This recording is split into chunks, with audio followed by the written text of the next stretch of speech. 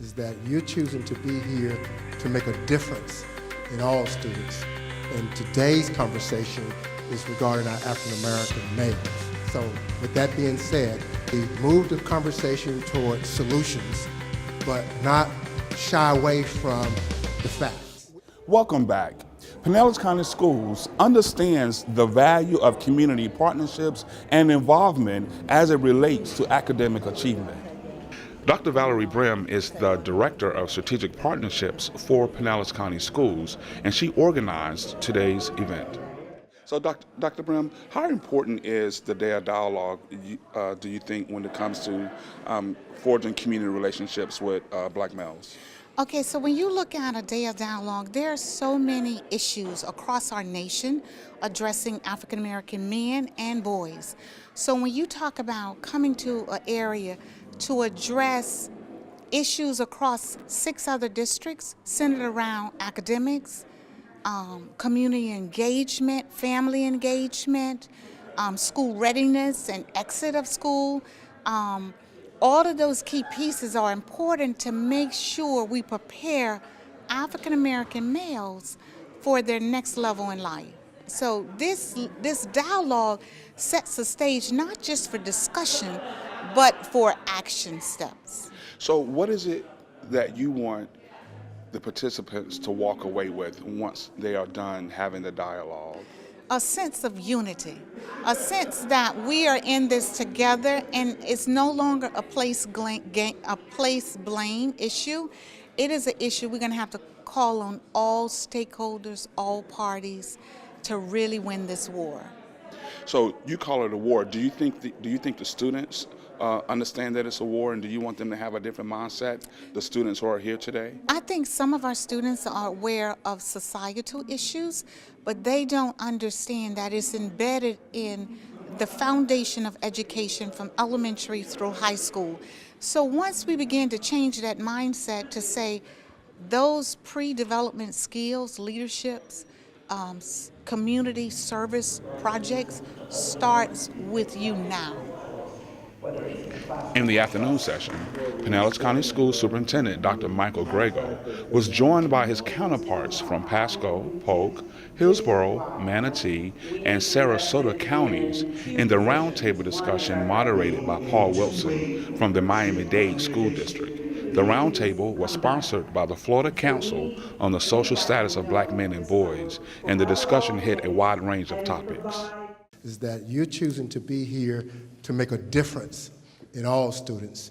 And today's conversation is regarding our African American males. So with that being said, we moved the conversation toward solutions, but not shy away from the facts. African American males really need a lot of support in this state and throughout the nation. And we're so glad that it's here in this city. The mayor here, Kreisman and others who are supporting, school board members who are supporting this great effort. I wanted everyone to know that we were going to have a very comfortable conversation about some very uncomfortable issues and topics. And not one of these individuals balked at that. Not one of them tried to provide any type of excuse for not being here, for not participating. In fact, it was quite the opposite. They welcomed this opportunity. They relished in the opportunity to be able to come here and talk about the many great things that are going on specifically in their respective districts, as well as regionally, in regards to trying to deal with some of these issues that we all are very, very familiar with. So that's what this conversation is about today. We're not going to spend a whole bunch of time lamenting the problems. I think we are well aware of what the problems are. I'd much rather spend this time and give these wonderful individuals a platform to talk about the solutions. So we're going to start talking about academic engagement, specifically in the area of literacy, as we're talking about African American males. So what do we know?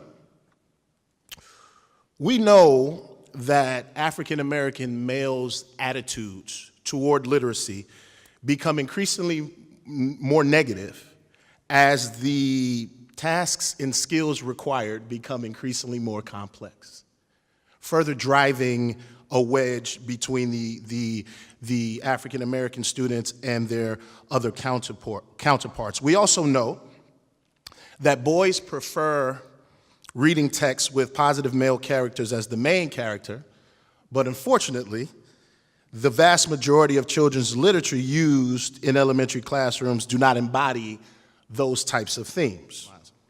So what I want to talk about is what innovative practices are being implemented and geared toward the manner in which these particular students learn in each of your districts.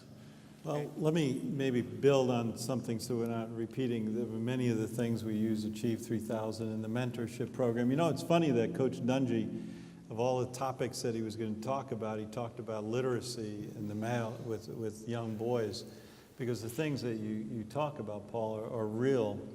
One of the things, hitting it from a different angle, was that we are working with our educational foundation at Stetson University to take a look at those strategies that are better geared towards young boys. I mean, some might say that girls play school a little bit better than boys do.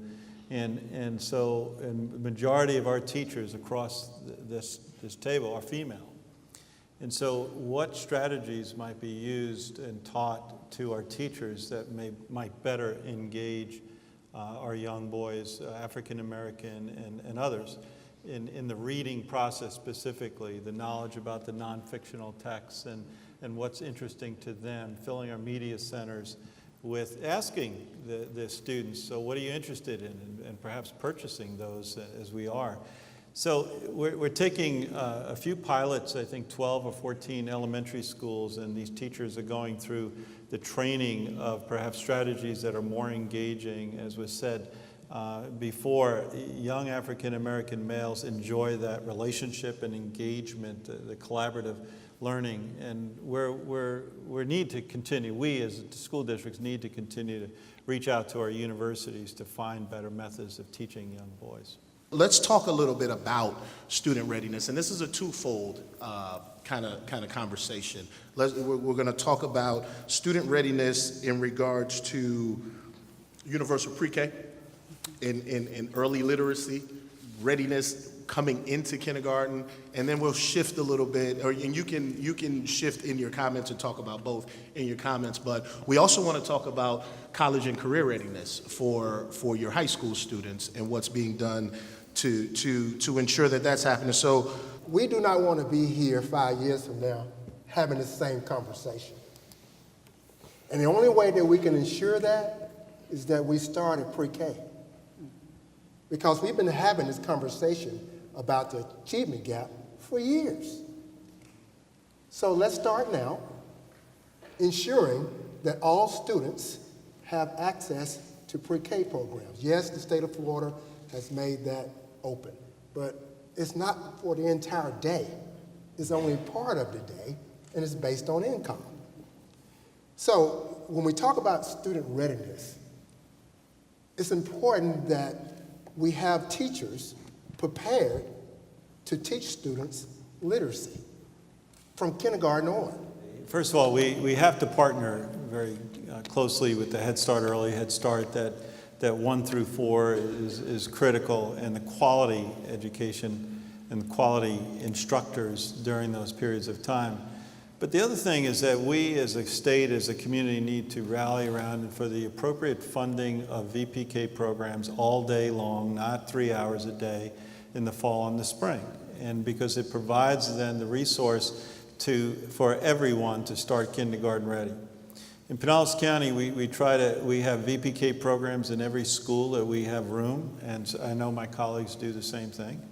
We also have, as was talked about before, the summer slide. So as students, especially African American students, if they're falling behind, we have to catch them. We have that responsibility.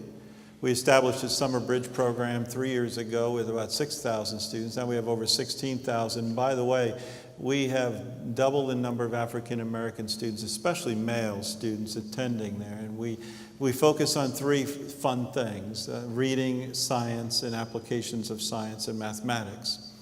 So we have to rally around what those best practices are and say, let's get behind all districts in terms of having fully certified teachers and supporting those fully certified teachers in VPK programs, because the funding is not there and it needs to be there if we really want to make a difference, especially amongst some of our most impoverished communities.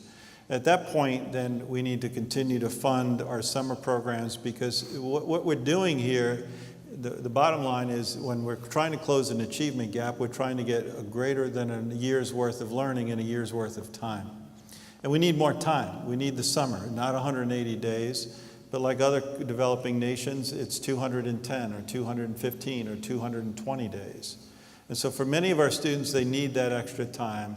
I believe it's if we're going to continue, or if we're going to end this type of conversation, we've got to change the formula in the educational structure by placing highly qualified teachers in front of these young babies, 3 or 4 years old, and also engage them to a greater period of time than 180 days. I want to switch gears a little bit and talk about something that I believe Superintendent Akins briefly touched upon, and Superintendent Browning actually, is the discipline disparity, okay?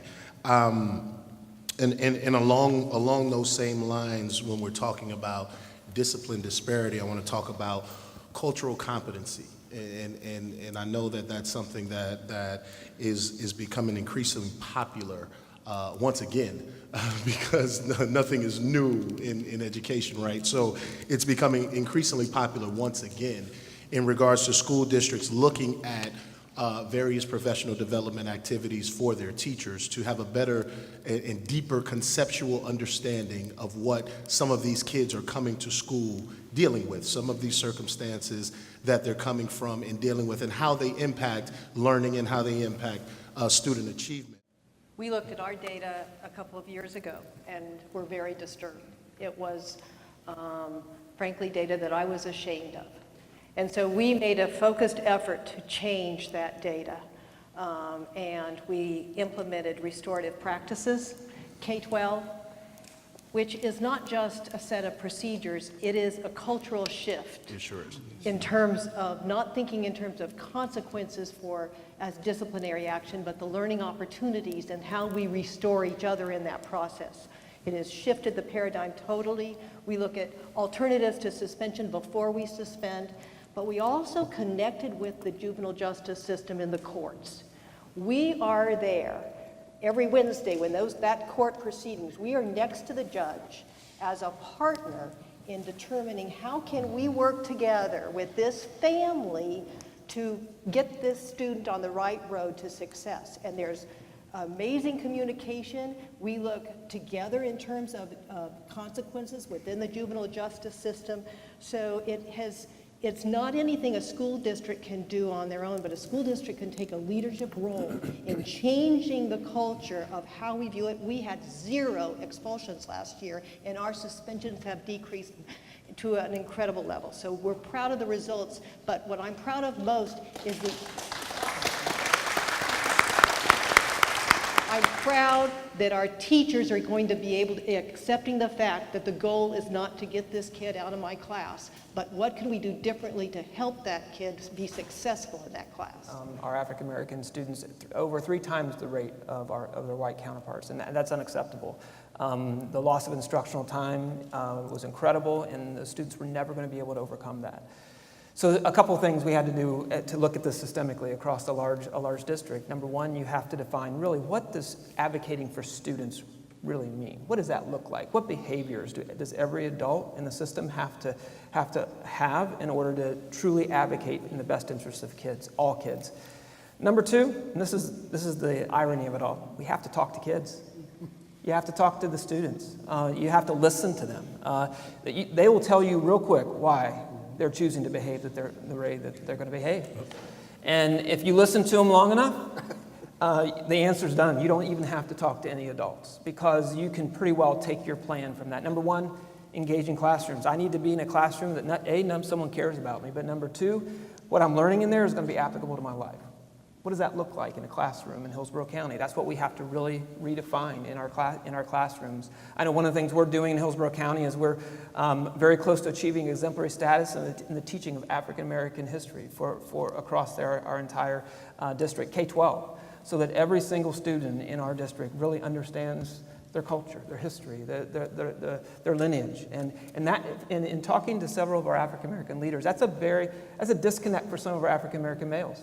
If you think about every other student or family that comes to this country, many of them will bring their culture and their heritage right with them, and they will be able to express it in their daily life. But for our African American males and females, there's some psychological disconnect about their lineage, that they have to know that there's great leadership in their lineage. There's great overcoming in their lineage. And many of our students, as I talk to our African American leaders, that they have this disconnect. So we have to infuse that into the classrooms along with engaging classroom work. And the other thing, and this all relates to discipline, because when you have a connected student to their culture, to their classroom with a caring adult, the choices they make will change. They will change, and just like Coach Dungy said, ultimately you can blame everything else if you want to, but ultimately you have a choice to make. What we want to do is set the conditions in Hillsborough County for our students to always want to make that great choice, whether it's in a classroom, on a bus, out in their community. And so that takes everyone working together to do that, and that's what we're on a mission to do. But it started with listening with our kids. And I want to applaud Alliance for Public Schools. I know they're out there. They were a huge partner in Hillsborough. I know they're here in Pinellas County as well, and other counties across the state. They started that conversation with our students. The schools that really we have opened up and had dialogue with our students, graduation rates have soared, suspension rates have decreased.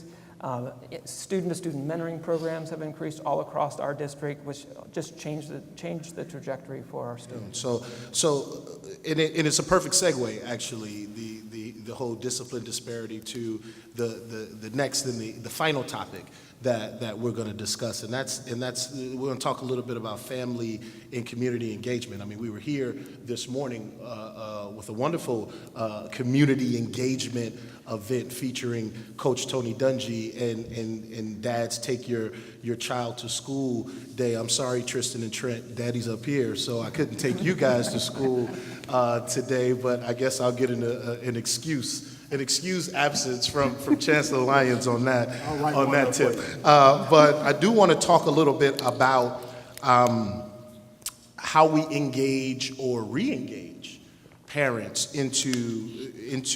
to our schools to support and our districts to support student learning.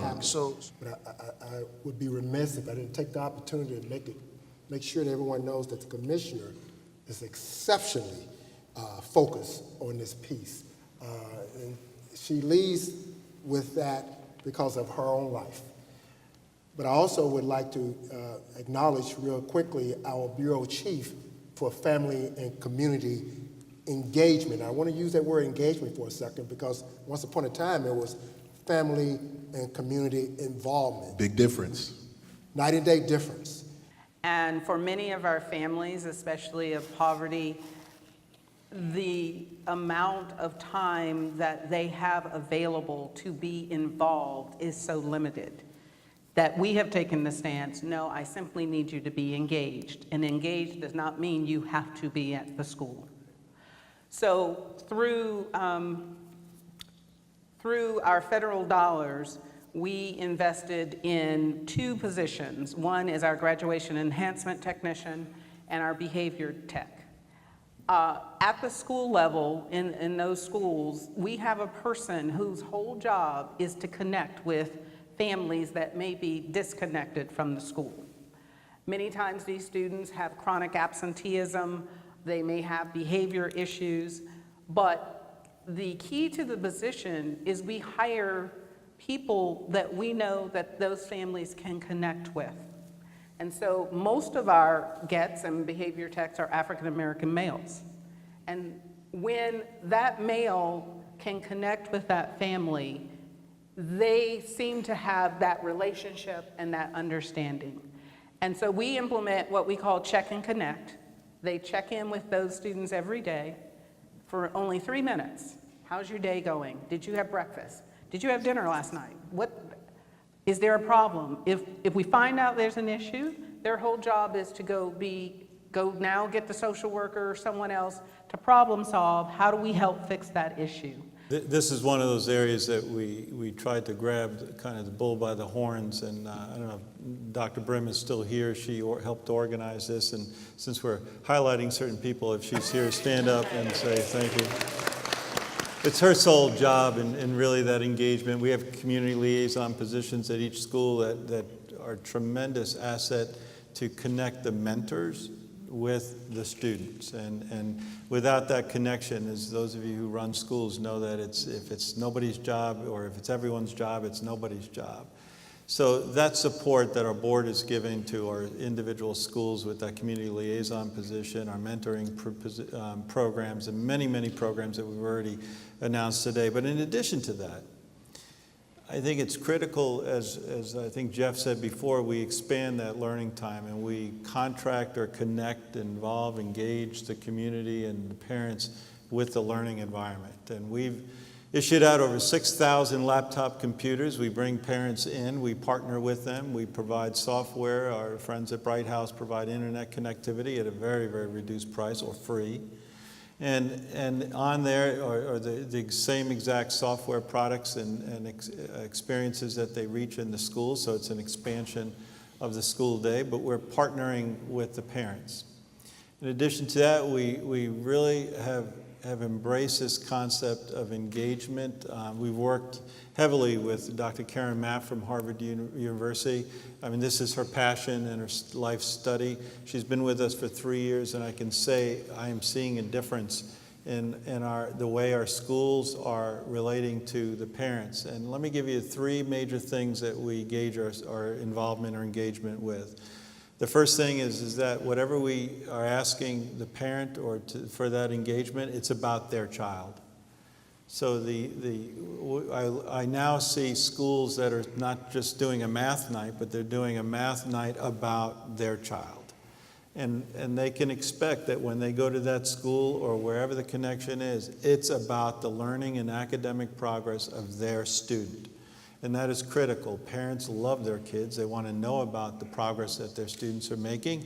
And we ought to inform them at every single visit. The second thing we want to do is if we invite them in or wherever the location is, to inform them about the content or inform them about the level of expectation of their students.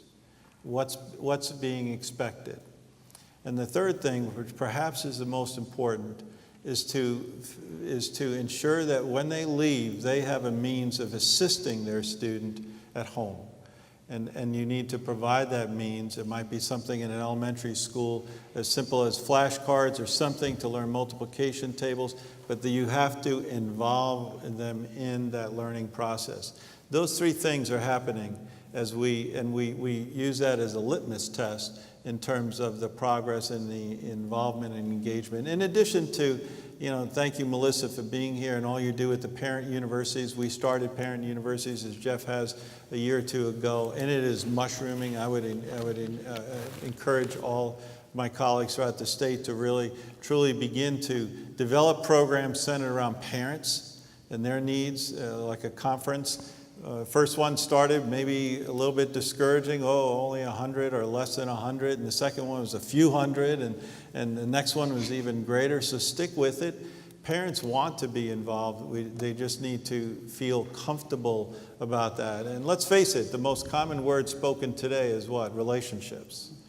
And so what's so important is that as we're training all of our administrators in restorative practices, it's about the heart and soul of that is really about relationships and cultural sensitivity.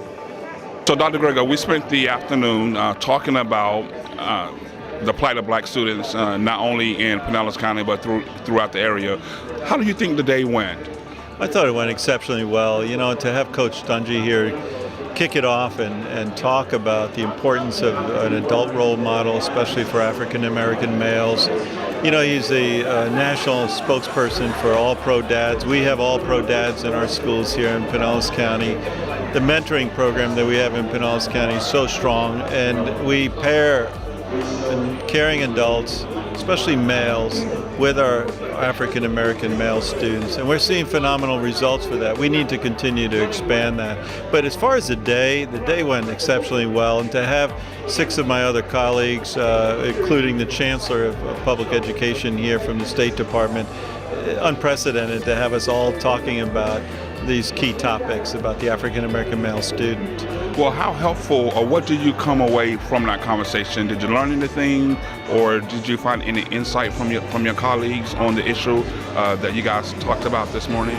You know, always, even as we broke and we started talking to one another, I was saying to Lori White from Sarasota, I need to call you and find out more about what you're doing, and she was saying that to Manatee County, and we were saying that to one another. So we don't have that much time to really sometimes network amongst ourselves in terms of some of the best practices that are working within this region. So this has been a great, really unprecedented opportunity for the 6 superintendents to get together and really have an honest discussion, as short as it might be, but it will plant the seeds for further discussions. So for Pinellas County Schools, what's next?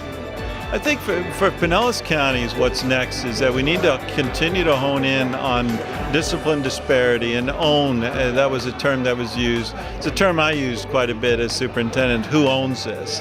You know, so we have to continue to own the disparity of discipline disparity for African American students. We have to continue to own the overstaffing of African American students, especially males, into ESC. We have to continue to focus in on the literacy issues centered around our African American male students. And we really do need to continue to involve our faith-based community and our overall community in all communities, but especially in our African American community. We have the Bridging the Achievement Gap that our board and that plan is really refined. Obviously today we didn't have enough time to talk about each detail, because I really wanted our colleagues who are our guests here today to have an opportunity to speak about what the great practices of what's going on in their district. So what's next is that we need to pick up the mantle and talk about these issues, not shy away from them, but address them head on, and really own them, and continue to refine our achievement gap plan into such that we keep measuring positive results. As long as that needle's pointing in the right direction, positive direction, we've got to just continue to have that degree of urgency with this. Thank you for joining us on this momentous occasion in which we had the opportunity to share with you the many powerful things that are occurring here in Pinellas County Schools when it comes to the academic support of African American males. I'm DeMaurice Lee. See you next time.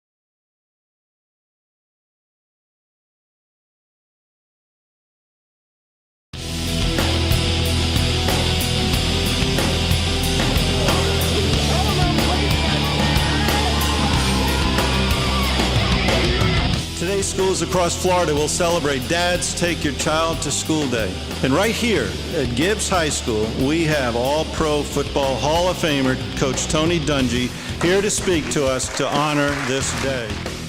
I am so confident that if, and speak to those things that be not as though they were, but when we come together to support our students, schools, and communities, we can effect great change in the region, in the state, and quite frankly, in the country and this world.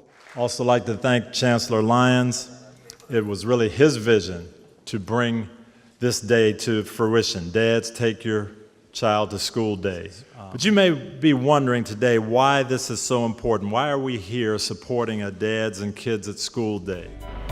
I mean, it was inspiring, like, you know what I'm saying? You got to hear something a lot of people ain't gonna get a chance to hear. It was pretty inspiring, you know, all the things he said, especially with the school systems. The difference he's making is big, I feel like, and I just appreciated what he did today. Came through talking to us.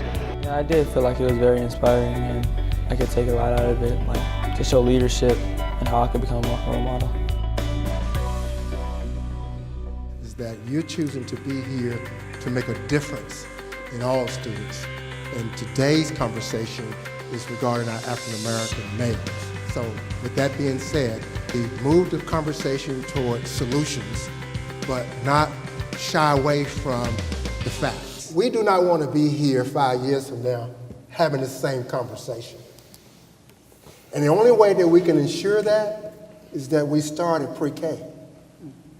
Because we've been having this conversation about the achievement gap for years. So let's start now, ensuring that all students have access to pre-K programs.